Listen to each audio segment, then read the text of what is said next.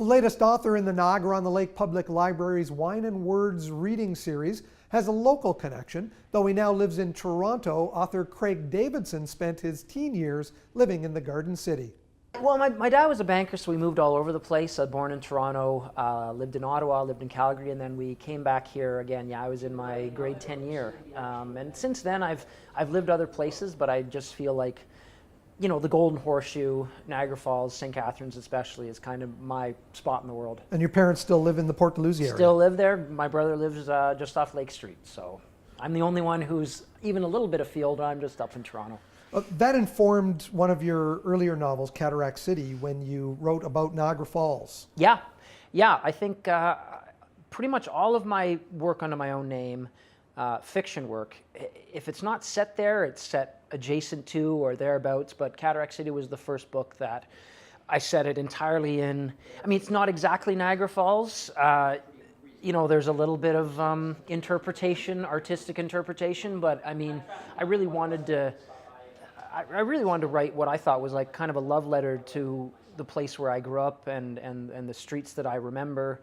Not everybody took it that way, sadly, lamentably, but I mean, they have their reasons for that. But yeah, I just feel like anytime I sit down, you know, to write, this is the place that I want to set all my fictional stuff in. Craig, you also write horror novels under the pseudonym Nick Cutter. Why did you choose a pen name to write in that style? I did it mainly as a reason. I was recommended that I do it by my agent and some other people in the publishing industry, because they seem to think that readers have a difficult time holding in their heads the idea that any given writer can write this and then write this. It's like it apparently freaks them out or blows their mind. But I came up with this idea shortly actually after writing Cataract City, where it was just like, well, there's not a literary bone in the body of this particular idea. And so I sat down and wrote it and sent it to my editor thinking, or my agent thinking, that he was going to say, we will have to part company now. But he actually said, no, there's something really interesting happening here. And he actually ended up going out and selling it. And it's made for this kind of secondary shadow career. I mean, but the truth is, like, you know, Nick Cutter has kind of supplanted Craig Davidson in many ways. I mean, Nick Cutter keeps the lights on at the home. Davidson's latest book is a memoir about his year spent driving school bus 3077 in Calgary. I would expect I was going to drive a big bus, and I'd just be that faceless bus driver, the same who drove me to West Park.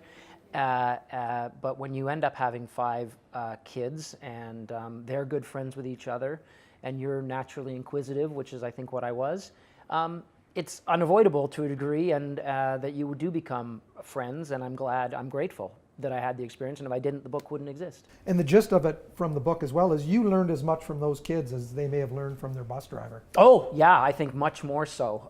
There were well, I don't know what they learned from me. I guess that would be up to them if they ever wanted to talk about it. Unique takes on songs. Oh sure, there you go. Exactly. I don't want to give myself no credit at all. So yes, that's true. But mainly outside of even learning things, it was just. It was a fun experience, and I mean, not that it didn't have its moments of kind of heartbreak and confusion and melancholy, but in general, it was an experience unlike anything I've ever had before and completely unexpected. Are you still in touch with Gavin and Jake and Vincent and the others? I'm in touch with Jake. You know, we go back and forth. He's, you know, working on a writing career, or he's working on writing. I wouldn't try and say that he's working on a writing career. That'll be something he chooses to do or not in the fullness of time. And the other kids, not as much, but there's an age difference, and you know, and I feel like even though we're not as in touch, it's been now nearly 10 years. You know, the experiences that we had on that bus together, I hope are not in any way diluted for the fact that we don't see each other as much as we did at that time. Looking ahead, Davidson's next novel is a coming-of-age story also set in Niagara, this time using Clifton Hill as a backdrop. For more information on the Wine and Words reading series, visit the Niagara-on-the-Lake Public Library's website. Reporting in Niagara-on-the-Lake for The Source, I'm Mike Balsom.